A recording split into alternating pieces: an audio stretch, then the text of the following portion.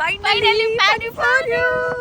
हामीको 4 महिना भइसक्यो थियो हैन बेङ्गलोरमा पानी परेकै थिएन बट आज चाहिँ बल्ल पानी पर्दै छ हामीलाई अन्नाले के भन्नुभएको थियो हामीलाई अन्नाले यो ठाउँमा पानी नै पर्दैन भन्नुभएको थियो तर आज पानी परिरहेको हामी कपडा उठाउन आएको थियौँ कपडा उठायो अब हामी जान्छौँ तर राम्रोसँग उसै भएन कि यस्तो थन्डर भएको थियो अघि यस्तो मजा आएको थियो नि तर अहिले पाएन के भन्नु छ तिमीलाई हजुरलाई कस्तो फिल भएको छ भन्नुहोस् जनता जान्न चाहन्छन् हाम्रो ऋषि धमलाकोबाट आएको म भन्नुहोस् एकदम शीतल आनन्द भयो कोठाभित्र बस्दा बस्दा घुम्सेको अहिले पानी पर्दा छतमा आउँदा आनन्द अरू पनि भन्नुहोस् मलाई अरू पनि भन्न सुन्न मन छ जनता जान्न चाहन्छन् केही पनि थाहा छैन बाई बाई बाई बाई